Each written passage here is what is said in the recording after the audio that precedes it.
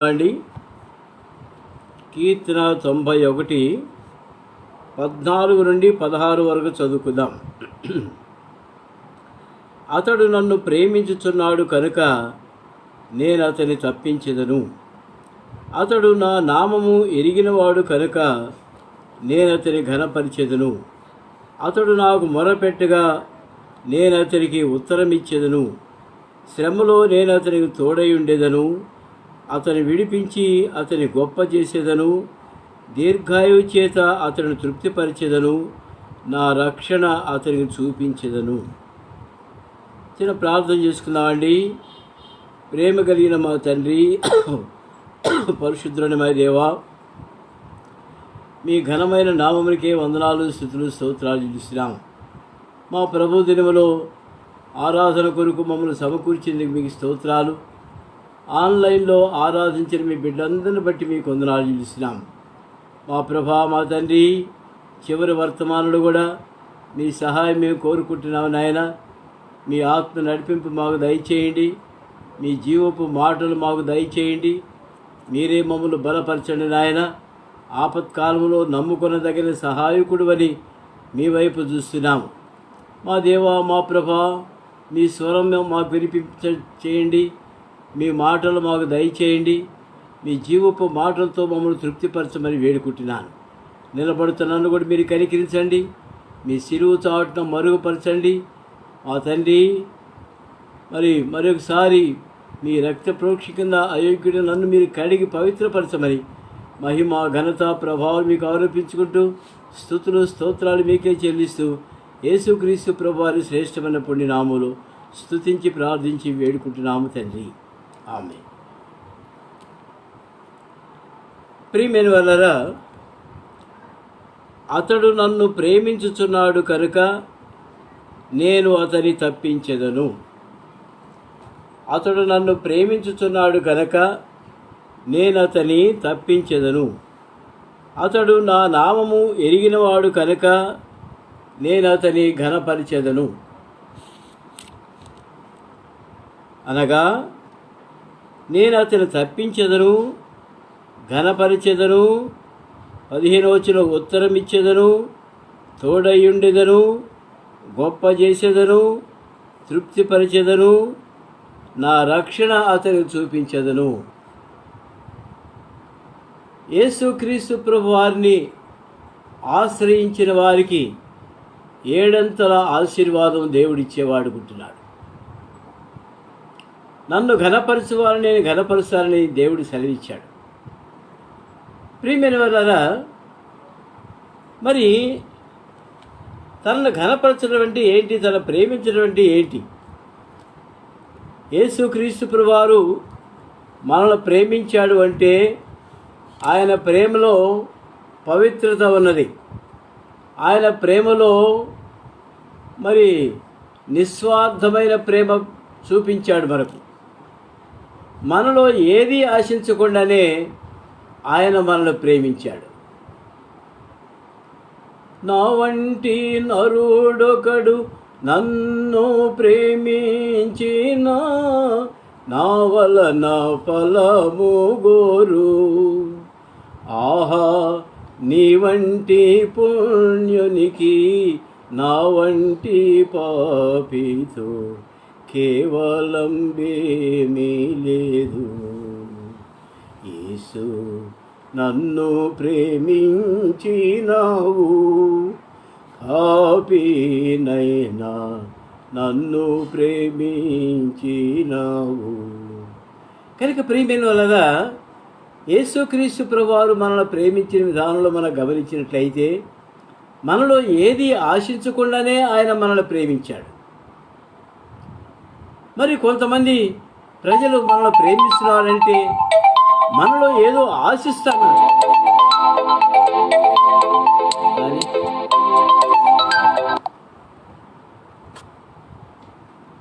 మనల్ని ప్రేమిస్తున్నారంటే మనలో ఏదో ఆశించే మనల్ని ప్రేమిస్తున్నారు. అంతేగాని నిస్వార్థమైన ప్రేమ అనేది ఎక్కడా మనం చూడలేము.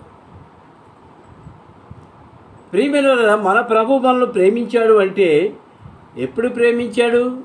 పుట్టిన తర్వాతనా, పుట్టక ముందా? మనం పుట్టకముందే దేవుడు ప్రేమించాడు. తల్లి గర్భంలో రూపింపబడక మునిపే పేరు పెట్టి మనల్ని పిలిచాడు కదండి. తల్లి గర్భంలో రూపింపబడక మునిపే ప్రభు మనల్ని తన శాశ్వతమైన ప్రేమతో ప్రేమించాడు. ఇందాక ఆరాధన వర్తమానంలో విన్నాం. కొంతమంది మరి పుట్టుక అనేది మనం జననం చూసినప్పుడు ప్రేమల బయట పారవేయబడి నీళ్ళతో కడగబడక, ఉప్పు రాయబడక, నీళ్ళతో శుద్ధి చేయబడక బిడ్డలు అదేవిధంగా బయట పారవేస్తున్నారు. ఒక 4-5 రోజుల క్రితం పేపర్లు చదివాను. పుట్టిన వెంటనే బిడ్డను ముళ్ళ తుప్పలో పారేస్తే ముళ్ళు గుచ్చుకొని ఆ బిడ్డ ఏడుస్తూ ఉంటే ఎవరో చూచి రక్షించారు. ప్రియమైన మరి పరిస్థితులు ఏంటో మనకు తెలియదు, కానీ మన జననం మన మట్టుకు మనం ఆలోచించుకుంటే మనమేమో ఐశ్వర్యవంతులుగా పుట్టినటువంటి వారం కాదు. ఒకవేళ మంచి ఐశ్వర్యమైన కుటుంబంలో పుట్టినప్పటికీ తల్లిదండ్రుల ప్రేమకు నోచుకోని పరిస్థితులు మనం చూస్తున్నాం. ఎక్కడ చిల్డ్రన్ హోమ్కి పంపిస్తున్నారు. వాళ్ళే స్నానాలు చేపిస్తారు, వాళ్ళే ఏదో తినిపిస్తారు. మనమైతే డబ్బులు పారేస్తాం.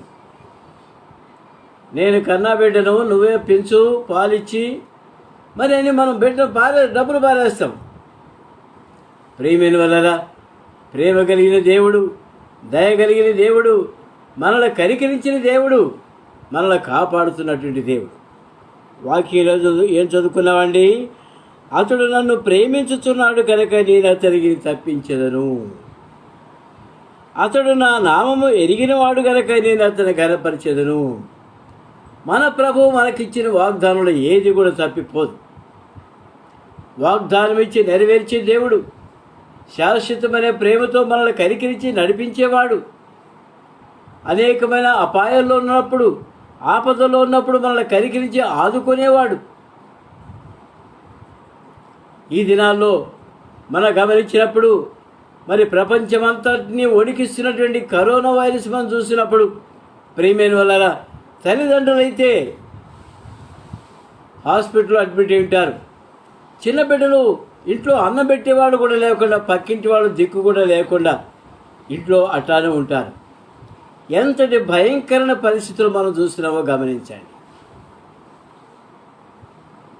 ప్రేమ కలిగిన దేవుడు, జీవము కలిగిన దేవుడు, మార్పు లేని ప్రేమ కలిగిన దేవుడు మనల్ని ఇంకా ప్రేమిస్తున్నాడన్న సంగతి మనం మర్చిపోకూడదు. లోకంలో ఎంతోమంది ఎన్నో బాధలు పడ్డారు. మనకైతే ఎక్కువ బాధ లేకుండానే ఈ ఆపద నుంచి ప్రభు మనల్ని తప్పించి కాపాడి నడిపిస్తూ వచ్చినాడు. ఎంత గొప్ప దేవుడండి. ఒకవేళ విశ్వాసులకి కరోనా వచ్చినప్పటికీ మరి ప్రభు మనను కనికరించి కాపాడి భద్రపరిచి క్షేమంగా ఉంచాడు. అయితే కొన్ని వేల మంది దైవ సేవకులు కూడా ప్రభు సన్నిధికి వెళ్ళిపోయారు. ప్రియమైన వల్ల దేవుడు వారి కార్యాలను ఇక్కడ ముగించాడు. వారు చేయవలసిన పరిచర్య ఇక్కడ పూర్తి చేశారు కనుకనే దేవుడు వాళ్ళని పిలుచుకున్నాడు. కానీ దేవుడు కనికరము లేని దేవుడు కాదు, ప్రేమ లేని దేవుడు కాదు, కనికరము లేని దేవుడు కాదు. మన ప్రభు ఆయన కన్నులు మనల్ని చూస్తూనే ఉన్నాయి. ప్రియమైన ఒక ఆమె నన్ను చూచిన వాణిని నేను చూచి తిని, నన్ను చూచిన వాణిని నేను చూచి తిని అనగా నేను చూడకముందే దేవుడు నన్ను చూచాడు. అంతే కదండి దాని అర్థం. నేను ప్రభు వైపు చూడకముందే ప్రభువు నన్ను చూచాడు. నన్ను చూచిన దేవునిని నేను చూచి తిని. ప్రియమైన వల్ల మన ప్రభువు విడువక ఎడబాయక మనల్ని కృప చూపుతున్న దేవుడని మనం ఎరగాలి. ఈ దినము అంశము శ్రమలలో ఆశీర్వాదం. మనం శ్రమలు లేనటువంటి వారం కాదు, మనకు శ్రమలు వస్తున్నాయి. దేవుని బిడ్డలకు శ్రమలు ఎందుకు వస్తాయి? ఒకసారి ధ్యానించినట్టున్నాం ఇక్కడే. ప్రియమైన దేవుని బిడ్డలకు కూడా శ్రమలు వస్తాయి. అయితే మనల్ని పరీక్షించేదానికి, మన విశ్వాసాన్ని పరీక్షించేదానికి దేవుడు మనకు శ్రమలు ఇస్తాడు. ప్రియమైన వల్ల శ్రమలు ఇచ్చిన దేవుడు మనల్ని మర్చిపోడు, శ్రమ పడనీయడు. మరి మనల్ని ఆదుకునేవాడుకుంటున్నాడు, శ్రమలోనే మనకు ఆశీర్వాదం ఇచ్చే దేవుడుగా ఉంటున్నాడు. ఒక మాట చూసుకుందామండి. కీర్తన 46. కీర్తన 46. ఈ కీర్తనలు అధ్యాయాలు అనకూడదు. కీర్తన 46 మొదటి వచనం చదువుకుందామండి. కలిసి చదువుకుందాం అందరూ. దేవుడు మనకు ఆశ్రయమును దుర్గమునై ఉన్నాడు, ఆపత్కాలంలో ఆయన నమ్ముకొనదగిన సహాయకుడు. అదైందండి. దేవుడు మనకు ఆశ్రయమును దుర్గమునై ఉన్నాడు. ఆశ్రయం అంటే ఏంటి? మనం ఆపదలో ఉన్నాము, మరి మనకు ఆశ్రయదుర్గంగా ఉంటున్నాడు. ఆశ్రయము దుర్గమునై ఉంటున్నాడు. ఒకవేళ దొంగలు కొట్టి పడేశారనుకోండి, యెరూషలేము నుండి యెరికో వెళ్ళే పరిస్థితుల్లో పోయినసారి విన్నాం, ఆరాధన కొట్టి పడేశారు దొంగలు. అయితే ఆశ్రయం ఎవరిచ్చారండి? మన ప్రభు అయిన యేసుక్రీస్తు వారు. ఆ కొట్టి పడేసిన దొంగల చేతులు చిక్కినటువంటి ఆ వ్యక్తిని ఒక మనుషుడు ఏ సర్టన్ మ్యాన్ అంటే ఎవరు? ఒక వ్యక్తి, ఒక మనుషుడు అని రాయబడింది. పేరు పెట్టలేదు అక్కడ. ఎందుకు పేరు పెట్టలేదండి? ఒకవేళ ఆ వ్యక్తి నువ్వే కావచ్చు, నేనే కావచ్చు, కనుక అక్కడ పేరు రాయలేదు. ప్రియమైన అటువంటి వ్యక్తిని, కొట్టిపడేసిన వ్యక్తిని యేసుక్రీస్తు ప్రభువారు మంచి సమరుడిలాగా వచ్చి తన వాహనం మీద ఎక్కించుకొని పూటకోళ్ళ వారి ఇంట్లో చేర్పించాడు. ఆశ్రయ దుర్గము. ప్రియమైన అక్కడ ఆ దెబ్బలకి స్వస్థతనిచ్చాడు. ఆహారం పెట్టేదానికి, పోషించేదానికి, ఆత్మీయంగా పోషించబడేదానికి మంచి సంఘంలో చేర్చాడు. మన ప్రభు ఆపదలో ఉన్నప్పుడు మనకు ఆశీర్వాదాలు కూడా ఇచ్చే ప్రభుగా ఉంటున్నాడు, మర్చిపోకూడదు. మనమైతే ఆపదలు వచ్చినప్పుడు, శ్రమలు వచ్చినప్పుడు సణుక్కుంటాం. ప్రభువుని ఇంతగా నేను సేవిస్తుంటే నాకు ఇన్ని ఆపదలు వస్తాయి, ఎట్టా ఇన్ని శ్రమలు ఇస్తాడా దేవుడు నాకని మనం సణిగే వారంగా ఉంటాం. ఇశ్రాయేలీలు కూడా సణిగారు, చాలాసార్లు సణిగారు. మోషే మాకు నీళ్లు లేవు. అదేంటో దేవుని పట్టణంలో నీళ్లు కరువు ఉంది. ప్రియమైన అట్లా మోషే మీద సణిగారు. ఐగుప్తులో చిన్న చేపలు మాకు లేవు, దోసకాయలు, కీరకాయలు, తెల్లగడ్డలు, ఎర్రగడ్డలు ఇవన్నీ మాకు లేకుండా పోయినాయి. ఈ మన్నా తప్ప మా దగ్గర మరి ఏమీ కూడా లేకుండా పోయిందని సడుక్కున్నారు. మాకు మాంసం పెట్టమన్నది సరిగారు. అయినప్పటికీ ప్రభు వారి ప్రతి అవసరతను తీరుస్తూ వచ్చాడు. ఎక్కడ ఊళ్ళో ఉంటే పర్వాలా, మటన్ అంగడిలో అందరం తీసుకొచ్చి మటన్ తయారు చేసి బిర్యానీ చేసి పెట్టేవాడు దేవుడు. కానీ అడవిలో ఉన్నారే, అడవిలో ఏం చేయాలి? దేవుడికి తెలుసు అడవిలో ఎటువంటి ఆహారం రుచికరంగా ఉంటుందో తెలుసు. అరకు వ్యాలీకి వెళ్ళండి, ఏంటంటే బ్యాంబూ చికెన్ ఇస్తారు. ఎందుకు? అక్కడ నూనె లేదు, వేపడానికి మసాలా లేదు, నూనె లేదు. కనుక వాళ్ళు ఎదురు పొంగులో చికెన్ ముక్కలు పెట్టి నొప్పుల మీద కాల్చి తినడానికి ఇస్తున్నారు. ఎంత ప్రియంగా తింటారు, ఎందుకంటే అడవిలో తింటుంటే భలే రుచి. మేము మన జనవరిలో ఒక అడవికి వెళ్ళాము, శ్రేష్టమైన ఆహార పదార్థాలు తిన్నాము. అందులో అన్నిటికంటే కూడా పప్పు ఎంత రుచికరంగా చేశారో వాళ్ళకి జీవితాంతం కృతజ్ఞతగా ఉండాలనిపిస్తుంది. ప్రియమైన వల్ల అడవుల్లో తినే ఆహారం ఆ విధంగా దేవుడు సిద్ధపరిచాడు. మరి నూనె లేదు, కాల్చుకొని తిన్నారంతే. పూరేళ్ళు కాల్చుకొని తిన్నారు. అటువంటి పరిస్థితుల్లో ప్రభు మనల్ని ఆదుకునేవాడుకుంటున్నాడు, మనల్ని సేద తీర్చేవాడుకుంటున్నాడు, మనల్ని బలపరిచేవాడుకుంటున్నాడు. కనుక ప్రభువుకు మనం వందనాలు చెప్పవలసిన అనుకుంటున్నాం. ఇంకో మాట చూద్దామండి. హెబ్రీయులకు రాసిన పత్రిక 13వ అధ్యాయం. హెబ్రీయులకు రాసిన పత్రిక 13వ అధ్యాయము. హెబ్రీయులకు రాసిన పత్రిక 13వ అధ్యాయము 6వ వచనం చదువుకుందాం అండి. 13:6. నిన్ను ఏమాత్రమును విడువను, నిన్ను ఎన్నడును ఎడబాయను అని ఆయనే చెప్పిన కదా. ప్రభువు నాకు సహాయకుడు, నేను భయపడను, నరమాత్రుడు నాకేం చేయగలడు అని మంచి ధైర్యంతో చెప్పగలిగిన వారమై ఉన్నాము. ఏమండి, మంచి ధైర్యంతో చెప్పగలిగిన వారుగా ఉన్నాం మనం. ఎట్లా అనుభవించాం కాబట్టి. శ్రమలో ఉన్నప్పుడు నా ప్రభు నన్ను ఆదుకున్నాడు కనుక, కరోనా వైరస్ వచ్చినప్పుడు ప్రభు నన్ను ఆదుకున్నాడు కనుక ధైర్యంతో చెప్పగలను, నా ప్రభు నన్ను ఎడబాయడు, నన్ను ఎన్నడూ విడువడు, ఎడబాయడు అని ధైర్యంతో చెప్పగలరా? వాక్యం ఉంటున్న మీరు మీ గుడి మీద చేసుకొని చెప్పగలరా? నా ప్రభు నన్ను ఎన్నడూ విడువడు, ఎడబాయడు చెప్పగలరా అండి మీరు? నేను చెప్తాను. నా ప్రభు నన్ను ఎన్నడూ ఎడబాయడు, విడువడు, ఎడబాయకు కృపచూపు దేవుడిగా ఉన్నాడు. ఎందుకంటే ఆయనను మనం ఆశ్రయించాం గనక. ఇంకో మాట చదువుకుందామండి. యెషయా గ్రంథము 41వ అధ్యాయము. యెషయా గ్రంథము 41వ అధ్యాయము. యెషయా గ్రంథము 41వ అధ్యాయము 10వ వచనం చదువుకుందామండి. యెషయా గ్రంథము 41:10 అందరూ కలిసి చదువుకుందాం.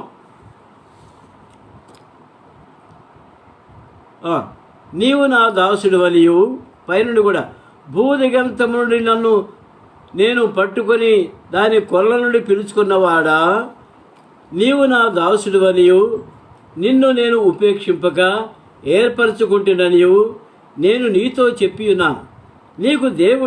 నేను నీతో చెప్పి ఉన్నాను. నీకు తోడై ఉన్నాను. భయపడకము, నేను నీ దేవుడినై ఉన్నాను. దిగులు పడకము, నేను నిన్ను బలపరుతును. నీకు సహాయం చేయవాడు నేనే. నీతి అను నా దక్షిణ హస్తముతో నిన్ను ఆదుకొందును. ప్రియమైన వారలారా, ఎంత శ్రేష్టమైన మాటలు ప్రభు మన పట్ల పలుకుతున్నాడు చూడండి. మన ప్రభు మాట ఇచ్చి నెరవేర్చేవాడు కానీ అబద్ధమాడుటకు ఆయన నరుడు కాడు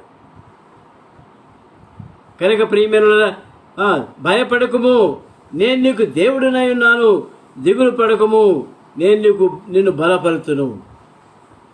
కరోనా వచ్చిన తర్వాత వీక్ అయిపోయామేమో. దిగులు పడకము, నేను నిన్ను బలపరుతును. ఎట్లా బలపరుస్తాడండి దేవుడు? శ్రేష్టమైన లేఖన భాగములు ఇచ్చి ఆయన మనం బలపరిచేవాడుకుంటున్నాడు. యాకోబుని ఎట్లా పోషించాడండి? కొండ బండ నుండి తేనెను, చెక్కుముక్కి రాతి బండ నుండి నూనెను అతనికి జుర్రించాడంట. మనకైతే ఆవు పాలు తీసుకున్న కల్తీనే, బర్రె పాలు తీసుకున్న కల్తీనే. దేశంలో ప్రజలు 130 కోట్లు ఉన్నారు. బర్రెలు ఎన్ని ఉన్నాయి, ఆవులు ఎన్ని ఉన్నాయండి? అవి ఇచ్చే పాలు ఎంతండి? అవి ఇచ్చే పాలు 130 కోట్ల మంది ప్రజలు సరిపోతాయా? మనం తాగేది ఏంటి? ఏదో ఒక రసాయనం, ఒక దానిలో కొంచెం ఒక 100 ml వేస్తాడు, దానిలో లీటర్ నీళ్లు పోస్తాడు, 110 మిల్లీగ్రాములు అవుతుంది. అది అంటే లీటర్ మించిపోతుంది. ఇవి మనం తాగే పాలు, వాటిని తోడు పెట్టుకుంటున్నాం, మేగడ చేసుకుంటున్నాం, నెయ్యి తీస్తున్నాం, అంతా కలితే. మనం కాసుకుని నెయ్యి ఇక్కడ వేసుకొని అది వాసన చూస్తే అబ్బా ఎంత బాగుంది అనుకుంటాం. నిజమే, బాలీగా ఉంటుంది. అన్నీ పాలే, తెల్లడమన్నీ పాలే, నల్లడమన్నీ నీళ్ళే. మరి కల్తీ ఎక్కడుంది? లేదా కల్తీ? మన దేవుడు శ్రేష్టమైనటువంటి ఆహార పదార్థాలతో మనల్ని పోషించేవాడుకుంటున్నాడు. శ్రేష్టమైన ఆహార పదార్థాలతో మనల్ని పోషించేవాడుకుంటా. గోధుమల మెరికల సారము నీకు ఇచ్చేదను. గోధుమ the kidneys of the wheat అంటే గోధుమల మెరికల సారం ప్రభు మనకిచ్చేవాడు. బలమైన ఆహారం, శ్రేష్టమైన ఆహారం ఇచ్చి ప్రభు మనల్ని పోషించేవాడుకుంటున్నాడు. ప్రియమైన అనేక మందిరాల్లో ఈ దినాల్లో శ్రేష్టమైనటువంటి బలమైన ఆహారం, బలవర్ధకమైన ఆహారం లేకుండా పోతుంది. కనుకనే ప్రజలు ఆత్మీయంగా ఎదగలేకపోతున్నారు. ఆత్మీయంగా బలపరచబడలేని పరిస్థితుల్లో ఉంటున్నారు. ఎవరైనా వచ్చి వాక్యం చెబుదానా మాకు వద్దు అంటున్నారు. ఎందుకంటే అరగదు వాళ్ళకి. బలమైన ఆహారం మాకు వద్దండి, నెయ్యి వద్దండి, మాకు పెరుగు మాకు వద్దండి. మరి ఏం కావాలండి? ఇవన్నీ లేని చెత్త ఆహారం మాకు కావాలండి. ప్రియమైనరా, దానికి తగ్గట్టే దైవదాసులు ప్రిపేర్ అవుతున్నారు, వాక్యం అందిస్తున్నారు. రకరకాల పెట్టకథలు చెప్పి నవ్వించి వాళ్ళ పొగిడి ఈళ్ళ పొగిడి అయిపోయా గంట మెసేజ్. ప్రియమైనరా, ఇదేనా దేవుడు మనకిచ్చిన ఇస్తానని చెప్పిన శ్రేష్టమైన ఆహారం? ఇదేనా? ఇందుకైనా మనం మందిరానికి వెళ్తున్నాం? చాలా బాధ వేస్తుంది. భగత్ సింగ్ గారు ఉన్న దినాల్లో ఉన్నటువంటి ఆ శ్రేష్టమైన ఆహార పదార్థాలు భగత్ సింగ్ గారు, జీజాన్ గారు, మార్టిన్ గారు, మరి అరవిందం గారు, ఇటువంటి గొప్ప గొప్ప దైవజనులందరూ మంచి మంచి పదార్థాలతో మనల్ని పోషించారు. ఈనాటికి మన పరిస్థితి ఈ విధంగా ఉంది. అయితే ఆ దినాల్లో తిన్న ఆహారం కాబట్టి ఈ దినాలకి ఇంకా మిగిలి ఉంది. చిన్నప్పుడు మంచి ఆహారం తింటే మొక్కజొన్న అన్నము, సజ్జన్నము, గట్టి పెరుగు, గడ్డ పెరుగు ఇవన్నీ వేసుకొని తిన్నవాళ్ళు ఈరోజు శక్తిమంతులుగా ఉంటున్నారు.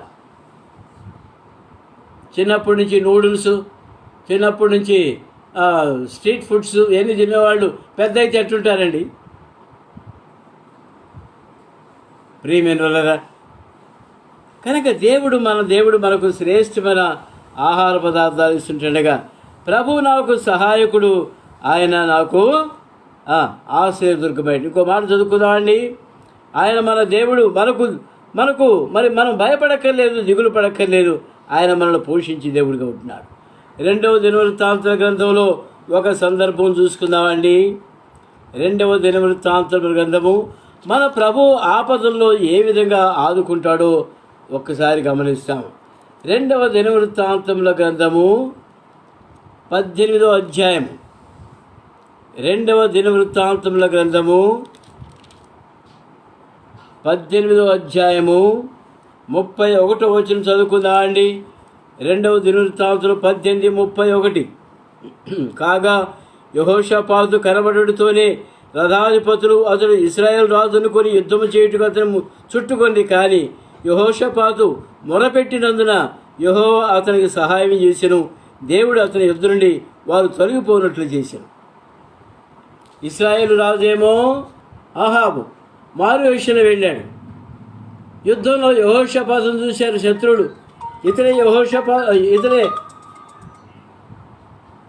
ఇతడే మరి అహాబు అనుకున్నారు. ప్రజలు బాణాలు ఎక్కుపెట్టారు. దేవుడు అప్పుడు యెహోషాపాతు ఏం చేశాడండి? యెహోషాపాతు మొరపెట్టినందున యెహోవా అతనికి సహాయం చేశాను. యెహోషాపాతు మొరపెట్టినందున యెహోవా అతనికి సహాయం చేశాను. దేవుడు అతని వద్ద నుండి వారు తొలగిపోయినట్లు చేశాను. ఆపద వచ్చింది కదా, దేవుడు ఏ రీతిగా ఆదుకున్నాడు చూడండి. అయితే యెహోషాపాతు ఏం చేశాడు? మొరపెట్టాడు. ప్రభా, పొరపాటున వచ్చాను ప్రభా, ఈ అహాబుతో కలిశాను ప్రభా, పొరపాటు అయిపోయింది ప్రభా, నాకు వాళ్ళతో ఏ వైరం కూడా లేదు, వాళ్ళతో నాకెందుకు యుద్ధం ప్రభా, నన్ను కనికరించమనేసరికి ఆయన మీదకి బాణాలు ఎక్కువ పెట్టిన వాళ్ళందరూ కూడా పారిపోయారు, చెల్లా చెదురైపోయారు. ప్రియమైన ఆపదలో ఆదుకునే ప్రభు మా దేవుడు. ఆపదలో బ్లెస్సింగ్స్ ఇన్ ట్రబుల్స్, ఆపదలు వచ్చినప్పుడు, కష్టాలు వచ్చినప్పుడు మనకు ఆశీర్వాదాలు ఇచ్చే దేవుడిగా ఉంటున్నాడు. ఇంకో మాట చూద్దామండి. అదే దినవృత్తాంతర గ్రంథము 15వ అధ్యాయము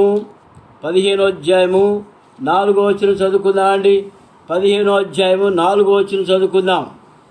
15వ అధ్యాయము 4వ వచనం చదువుకుందామండి.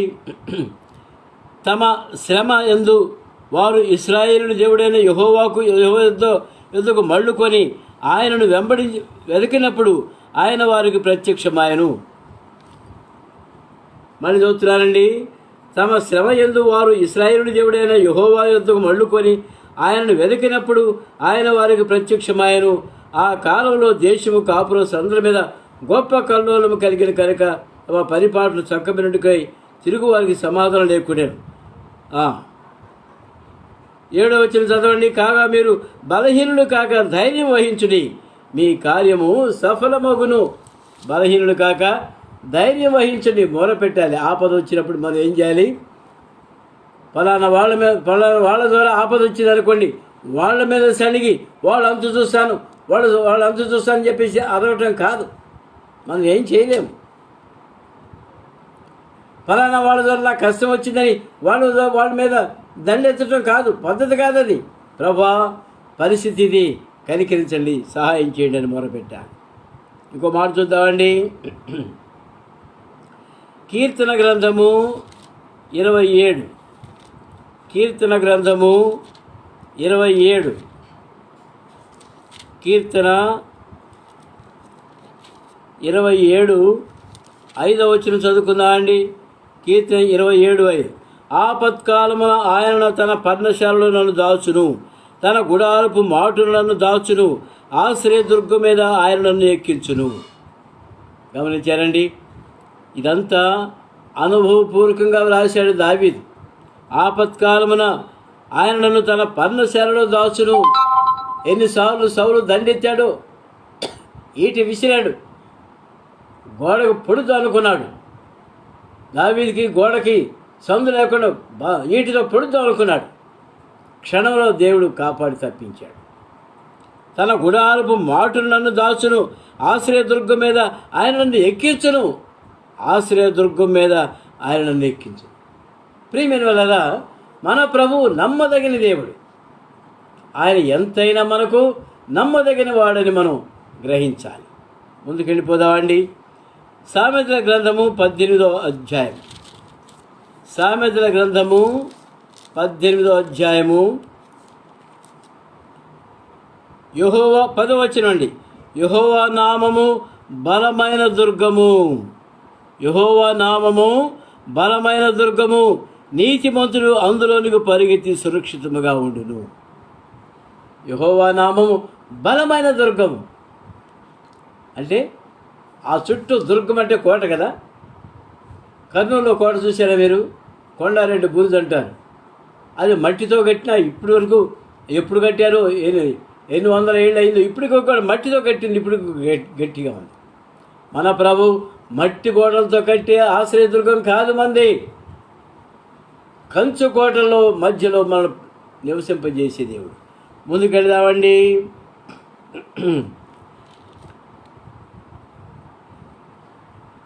పరమగీతములు 2వ అధ్యాయం, పరమగీతము 2వ అధ్యాయము 14వ వచనం చదువుకుందామండి. పరమగీతము 2వ అధ్యాయము 14వ వచనం చదువుకుందామండి. బండ సందులలో ఎగురు నా పావురమా, పేటు బీటలను ఆశ్రయించిన పావురమా, నీ స్వరము మధురము, నీ ముఖము మనోహరము, నీ ముఖము నాకు కనబడనిమ్ము, నీ స్వరము వినబడనిమ్ము. ప్రియమైన వాళ్ళారా, ఈ లేఖన భాగంలో చాలా లోతైనటువంటి సత్యాలు ఉన్నాయి. ఎంతవరకు ధ్యానించినా కూడా ఇంకా మిగిలిపోతూనే ఉంటుంది. ఇక్కడ పావురము బండ సందుల్లో ఉంది. ఎందుకుంది? ఒక్కొక్క మెట్టు దాటుకొని పైకి వెళ్ళి దేవుని యొక్క సన్నిధిలో ఉండాలని పావురం కోరుతూ ఉంటుంది ఎప్పుడు కూడా.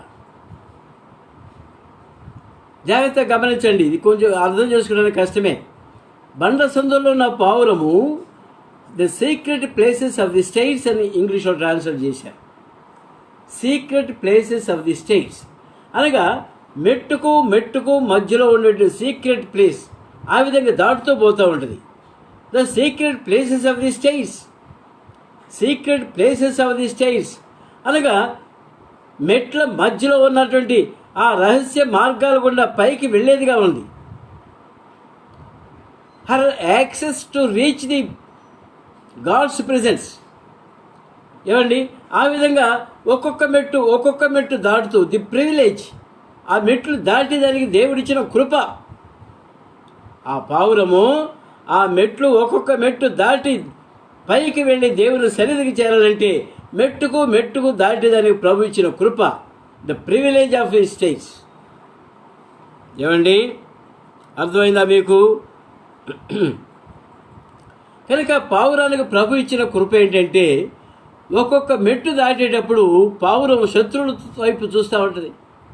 ఎవరైనా వచ్చి క్యాట్ బాల్తో కొడతారేమో, అప్పుడు జాగ్రత్తగా మెట్లు దాటుతూ ప్రభు సన్నిధికి వెళ్ళిపోతుంది.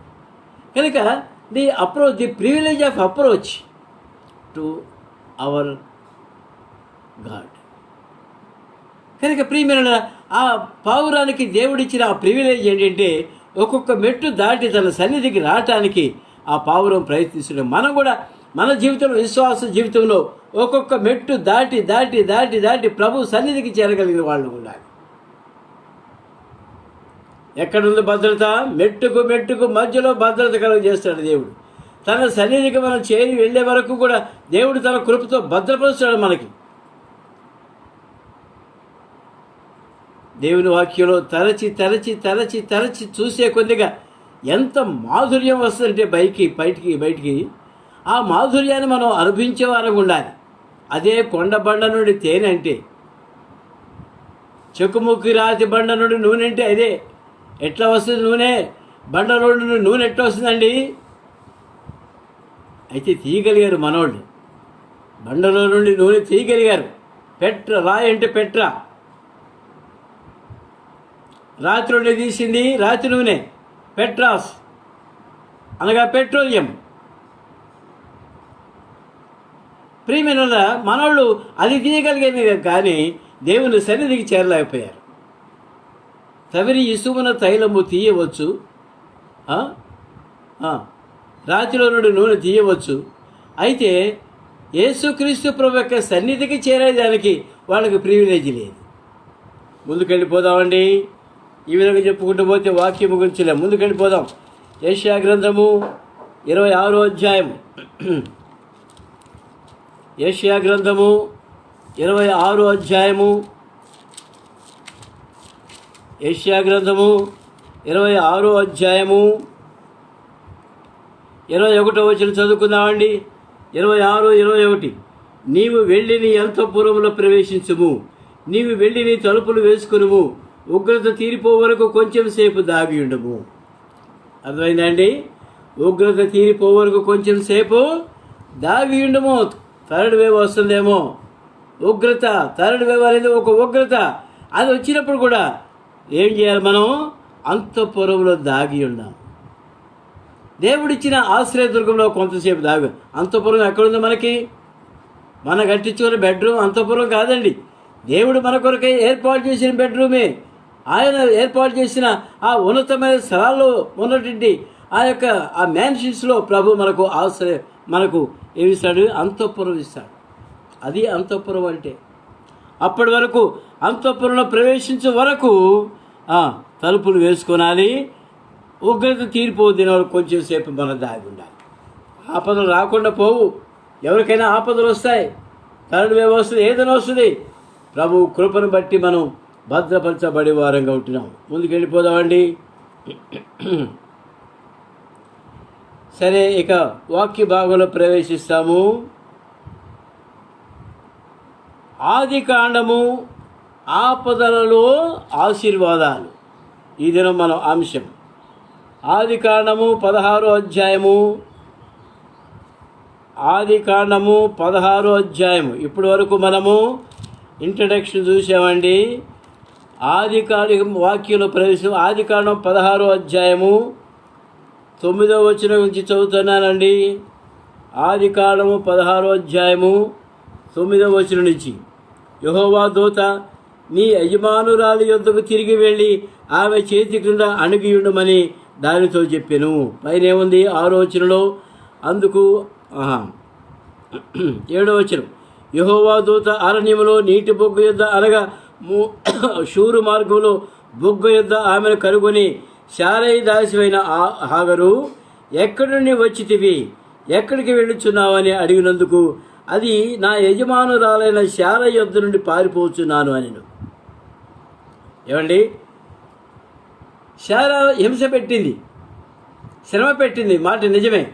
ఎందుకంటే హాగరు గర్భవతి అయిన తర్వాత శారా మీద చిన్నచూపు చూపించింది. ఏముంది? గర్భవతి అయిన తర్వాత చూసుకో, నువ్వు పెద్ద శారా పట్టినే, నేను చూడు హాగర్ని, నేను గర్భవతిని నీకు అని హేళన చేసింది. తట్టుకోలేకపోయింది శారమ్మ. కనుక హాగర్ను బయటకు పంపించేసేసింది. అబ్రహాముతో చెప్పింది, పొమ్మని చెప్పు, వెళ్ళగొట్టిదాన్ని. పంపించేశారు. ఒక నీళ్ల బుడ్డి ఒకటి పెట్టి పంపించేశారు. ఎక్కడికి వెళ్ళిపోయింది? షూరు అరణ్యంలోకి వెళ్ళిపోయింది.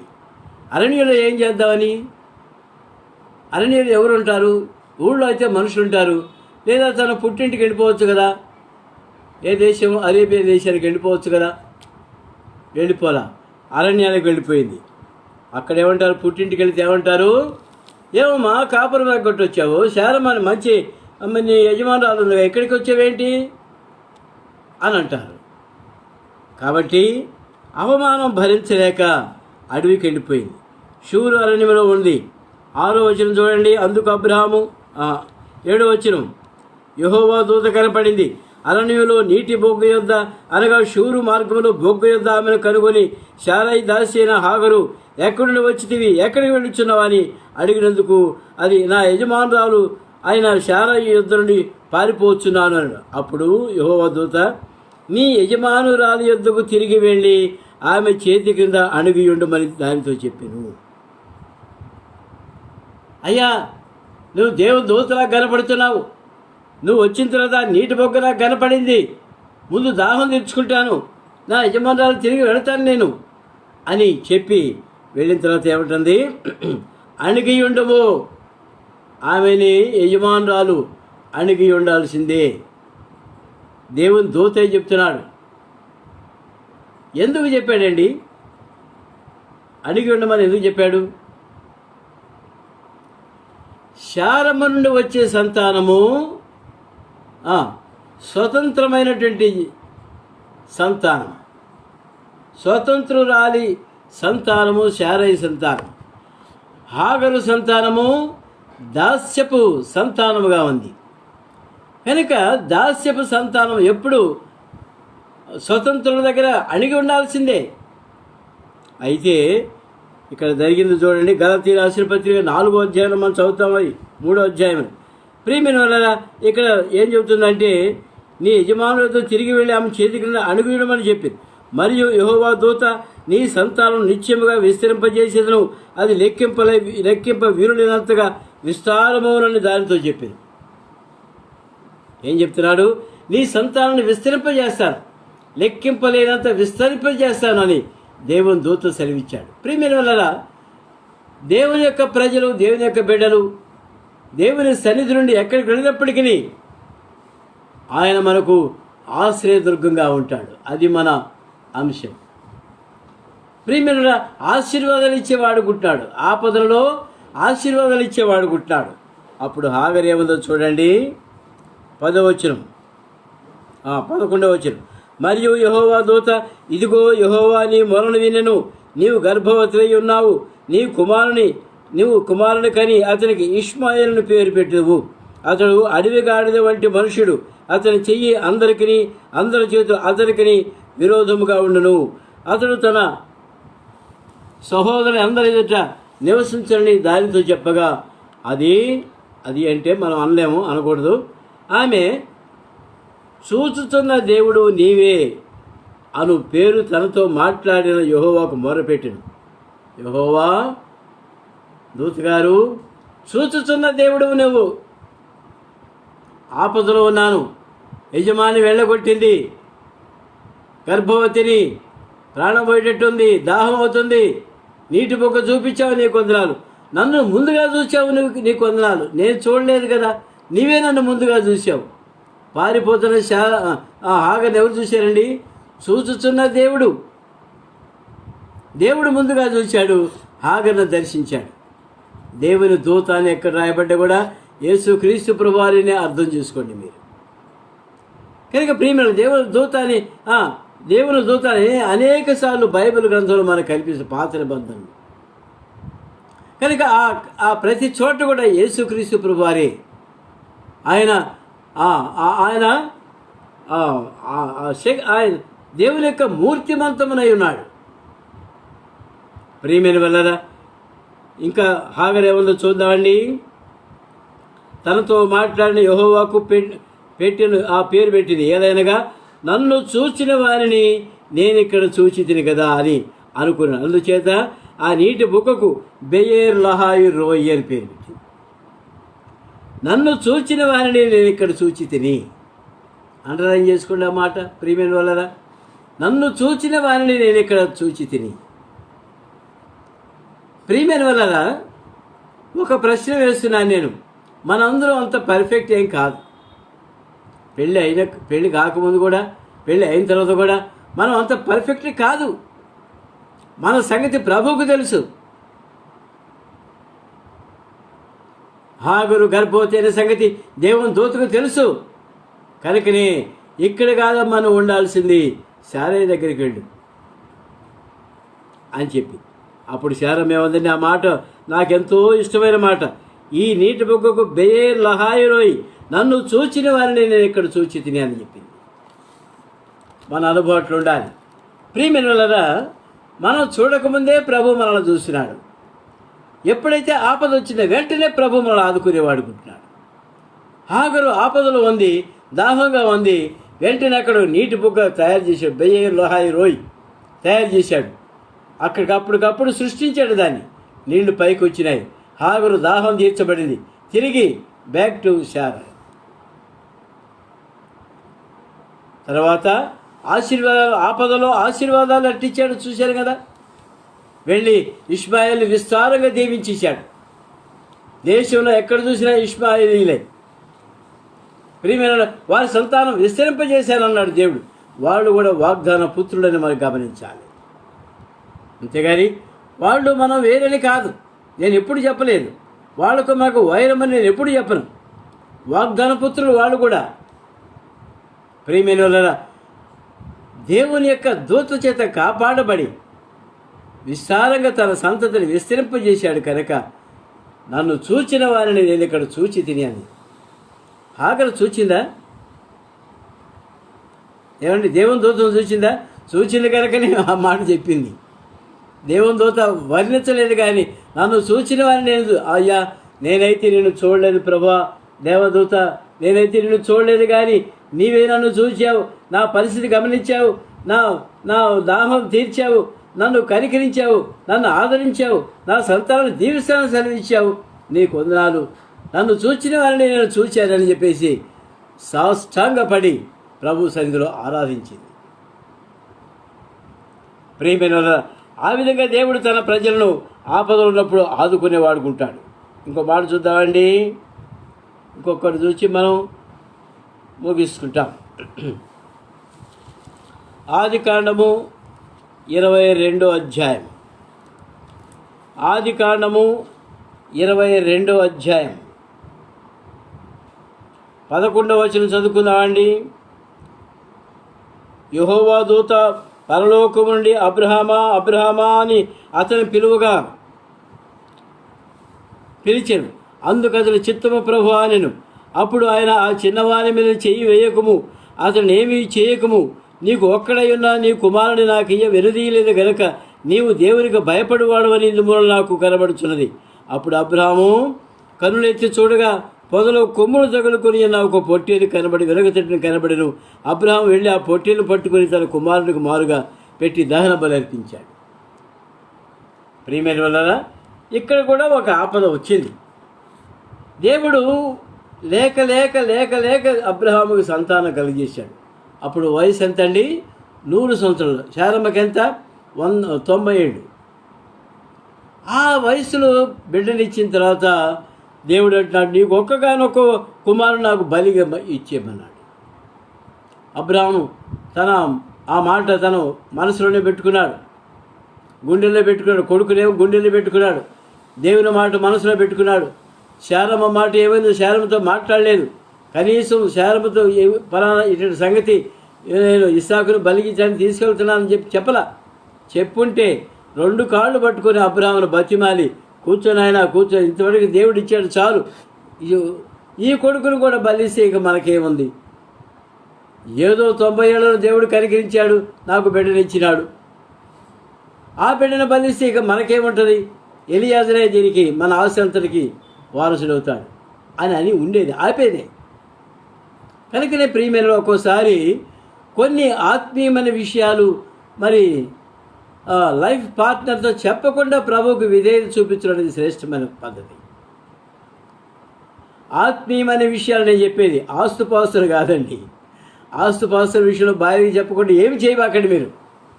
భర్తలు అందరికీ చెబుతున్నాను. భార్యకి చెప్పేది ఏంటంటే ఆత్మీయమైన విషయాల్లో భర్తకు ఆటంకం చెప్పకూడదు. ఆ విధంగా ఆటంకం చెబుతుందేమోనని అబ్రాహాము చెప్పకుండానే ఇస్సాకుని తీసుకుని వెళ్ళాడు. కట్లు పేర్చాడు. ఇస్సాకు అడిగాడు, ఆయన కట్లున్నాయి, నొప్పి ఉంది, మరి వధించడానికి గొర్రె పిల్లేది అని అడిగాడు. అయ్యా దేవుడే చూసుకుంటారన్నాడు. ఏం చూసుకుంటాడు దేవుడు? గొర్రె పిల్లేది? కొంప తీసి నన్ను నరుగుతావా ఏ అని అని అన్నాడా ఇస్సాకు? ఆ మాట కూడా అల్లా.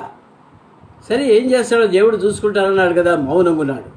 సంపూర్ణమైన విధేయత అబ్రాహాము ఇస్సాకు చూపించాడు.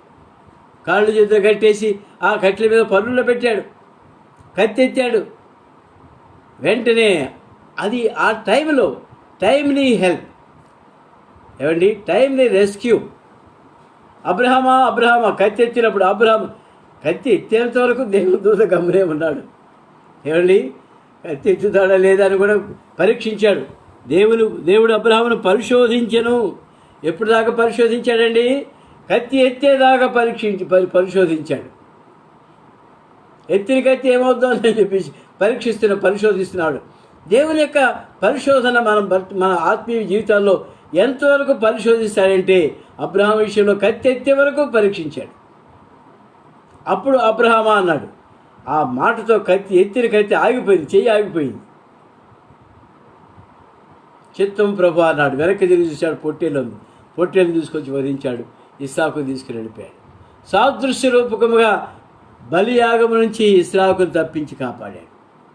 యేసుక్రీస్తు ప్రభువారైతే ఆయన సాదృశ్య రూపకంగా కాదండి, ఆయనే శిలువలో బలి అయిపోయినాడు. మనందరి పాపముల కొరకు, మనందరి పాప దోషం నివృత్తి చేసేదానికి, పాప పరిహారార్థ బలిగా, అపరాధ పరిహారార్థ బలిగా యేసుక్రీస్తు ప్రభువే శిలువలో బలి అయిపోయినాడు. జ్ఞాపకం పెట్టుకుందాం. మనం కూడా ఆపదల్లో అపరాధముల చేత చచ్చిన వారంగా ఉంటుండగా దేవుడు మనల్ని కనికరించాడు. తన సొంత కుమారుడు యేసుక్రీస్తు ప్రభువారిని బలిగా సమర్పించాడు. ఆయన చిందించిన రక్తం ద్వారా మనకు పాప క్షమాపణ అనుగ్రహించాడు. దూరస్థలమైన మనల్ని సమీపస్తులుగా చేశాడు. వాగ్దాన నిబంధన లేని ప్రజలు పరదేశంలో మనకు దేవుడు వాగ్దానం ఇచ్చి తన సొంత ప్రజలుగా, స్వకీయ సంపాద్యమైన జనముగా, రాజులైన యాజక సమూహంగా ప్రభు మనల్ని చేసినాడు. అతడు నాకు మొర్రపెట్టగా నేను అతనికి ఉత్తరం ఇచ్చేదను. ఇంకా కొన్ని మాటలు ఉన్నాయండి. ప్రభు చిత్తమైతే ఒక సందర్భం అనేది న్యాయాధిపతుల గ్రంథంలో చూద్దాం అనుకున్నాను. సమయం అయిపోయింది. ప్రభు తన లేఖన భాగం దీవించునుగాక. ప్రార్థన చేసుకుందామండి. ప్రార్థించండి. దయచేసి అందరూ మోకాళ్ళ మీద ఉండండి, కళ్ళు మూసుకోనండి. కుర్చీల మీద ఉంటే దయచేసి దిగండి. ప్రభు సన్నిధిలో మనం పరీక్షించుకుందాం. ప్రభువా, అనేక సార్లు ఆపదలో నుండి నన్ను తప్పించినావు నాయన, మీకు వందనాలు చెల్లిస్తున్నాను. ప్రభువా, నన్ను కనికరించినావా, నీకు వందనాలు. నన్ను ప్రేమించావు, ప్రేమిస్తున్నావు, నిత్యము ప్రేమించే దేవుడు అని మీకు వందనాలు చెల్లిస్తున్నాను. హాగరు ఏ విధంగా ఆరాధించిందో నన్ను చూచిన వారిని నేను చూచి దేవుని సెలవిచ్చింది. కనుక హాగరు చూడకముందే దేవుని దూత హాగరును చూచింది. మనల్ని ముందుగానే దేవుడు చూచాడు, కాపాడుతున్నాడు, నడిపిస్తున్నాడు. ఎక్కడైనా మనం ఈ వారం మొత్తం ఎక్కడైనా తప్పిపోయి ఉంటే ప్రభు సన్నిధిని సరి చేసుకుందాం. ప్రభా, నన్ను కనికరించండి. ప్రభా, మిమ్మల్ని గణపరచవలసిన రీతిగా నేను గణపరచలేకపోయాను. ప్రభా, మీ సన్నిధిలో ప్రార్థించవలసిన రీతిగా ప్రార్థించలేకపోయాను, నన్ను కనికరించండి, క్షమించండి అని ప్రభు సన్నిధిలో సరి చేసుకుందాం. మౌనంగా కొన్ని క్షణాలు ప్రభు సన్నిధిలో ప్రార్థనలు సరి చేసుకుందాం. ప్రేమ కలిగిన మా తండ్రి, పరిశుద్ధులైన మా దేవా, మీరిచ్చిన లేఖన భాగాలు బట్టి మీకు వందనాలు. మా తండ్రి, మీ లేఖన భాగాల ద్వారా మాతో మాట్లాడుతూ వచ్చినందుకు మీకు వందనాలు. మమ్మల్ని మీరు కనికరించి కాపాడుతున్నారని మీకు స్తోత్రాలు. మా తండ్రి, మేము మిమ్మల్ని చూడకముందే మీరు మమ్మల్ని చూచినందుకు మీకు స్తుతులు, స్తోత్రాలు చెల్లిస్తున్నాను నాయన. మా ప్రభా మా తండ్రి ఆరాధనలో పాలు పొందిన బిడ్డలందరినీ జ్ఞాపకం చేసుకునండి. ఆన్లైన్లో ఉన్నటువంటి కుటుంబాలన్నింటినీ మీరు జ్ఞాపకం చేసుకునండి. ఒక్కొక్క కుటుంబాన్ని మీరే పేరు పేరున ఆశీర్వదించమని వేడుకుంటున్నాను. దయతో కనికరించండి. మీ ప్రేమ సమాధానం అనే బంధముతో మమ్మల్ని అందరినీ ఐక్యపరచండి. మీ సేవా పరిచర్యలో ఆసక్తి కలిగి ఉండేదానికి మాకు సహాయం చేయండి. దయ చూపించండి. వాలంటీర్లు అన్నయ్యను బుజ్జిమును కనికరించండి. కుటుంబంలో అందరినీ మీరు ఆశీర్వదించండి. యేసుపాద డ్యూటీలో ఉంటుండగా సహాయం చేయండి. రూతమును కనికరించండి. షుగర్ కంట్రోల్లో ఉంచండి. శాంసన్ కుటుంబం కోసం ప్రార్థిస్తున్నాను. ఒంటరి ఉన్న బేబీరాణి కోసం ప్రార్థిస్తున్నాను. ఆరాధనోత్సవంలో శాంసన్ బలపరిచి మీరు వాడుకున్నందుకు మీకు వందనాలు. కీర్తి శాంతి మీ బిడ్డలు మీరు భద్రపరచమని వేడుకుంటున్నాను. కిరణ్ కోసం ప్రార్థిస్తున్నాను. ఆయన ఆ బిడ్డకు మీరు ఇచ్చిన నెల్లూరుకి ఇచ్చిన ట్రాన్స్ఫర్ బట్టి మీకు వందనాలు. అయితే మా తండ్రి మరి నూతనంగా జాయిన్ కాబోయే కోర్టులో ఎటువంటి సమస్యలు రాకుండా మీ బిడ్డను కాపాడి భద్రపరిచి బలపరచండి. బీపీని కంట్రోల్లో ఉంచండి. భవానికి షుగర్ కంట్రోల్లో ఉంచండి. మౌనిక చింటూ స్టడీస్లో సహాయం చేయండి. మా ప్రభా జార్జ్ కుటుంబాన్ని దీవించండి. డేవిడ్ కుటుంబాన్ని దీవించండి. ఎస్ఆర్ ఒకవేళ డ్యూటీలో ఉంటే మీ కృప తోడుగా ఉంచండి. మీ సన్నిధి తోడుగా ఉంచండి. హేనా బ్లెస్సి మీ కృపలో వర్ధిల్లుటూ సహాయం చేయండి. మా తండ్రి దానియేలు కుటుంబాన్ని మీరు ఆశీర్వదించండి. తిమోతి కుటుంబాన్ని మీరు ఆశీర్వదించండి. కమలా కొరకు ప్రార్థిస్తున్నాను. ఉద్యోగం దయచేయండి. ఇద్దరు బిడ్డలు మీరు ఆశీర్వదించండి. మా ప్రభా నాని కొరకు ప్రార్థిస్తున్నాను. మంచి ఆరోగ్యం దయచేయండి. ఉద్యోగం దయచేయండి. వివాహానికి ఏర్పాటు చేయండి. పండు మీ సన్నిధిలో ఆరాధన చేసి ఉంటుండగా మీ బిడ్డను పరచండి. ఎస్ఆర్ పరమమైన ఎస్ఆర్ కొరకు ప్రార్థిస్తున్నాను. ఆయన మీ దాసురాలు కూడా మందిరానికి వెళ్ళి ఉంటుండగా మీ సన్నిధిలో జ్ఞాపకం చేసుకుని బలపరచండి. గ్రేసమును శాంతమును కూడా జ్ఞాపకం చేసుకురండి. మా ప్రభా మా తండ్రి మరి మిసెస్ చర్చిల్ గారిని మీరు జ్ఞాపకం చేసుకురండి. మీ దాసురాలు అందరూ మీరు జ్ఞాపకం చేసుకుని బలపరచమని వేడుకుంటున్నాను. మా తండ్రి దయ చూపించండి. మీ దాసులు తిరిగి సేవా పరిచయం దయచేయమని వేడుకుంటున్నాను. మా తండ్రి మిసెస్ ఫిలిప్ గారి కోసం ప్రార్థిస్తున్నాను. లిల్లీ గ్రేస్ కొరకు ప్రార్థిస్తున్నాను. శోభా కుమారి గురించి ప్రార్థిస్తున్నాను. మీ దాసులందరినీ మీరు కనికరించండి. మీరే మీ కృపలో భద్రపరచండి. మహిమ ఘనత ప్రభావం మీకు ఆరోపించుకుంటూ స్తుతులు స్తోత్రాలు మీకే చెల్లిస్తూ యేసుక్రీస్తు ప్రభువారి శ్రేష్టమైన పుణ్యనామములు స్తుతించి ప్రార్థించి వేడుకుంటున్నాము తండ్రి. ఆమేన్. మన తండ్రి అయిన దేవుని యొక్క మహిమ, యేసుక్రీస్తు ప్రభువారి యొక్క కృప, పరిశుద్ధాత్మ దేవుని యొక్క అన్యోన్య సహవాసము నిరంతరము మనతో ఉండి నడిపించునుగాక.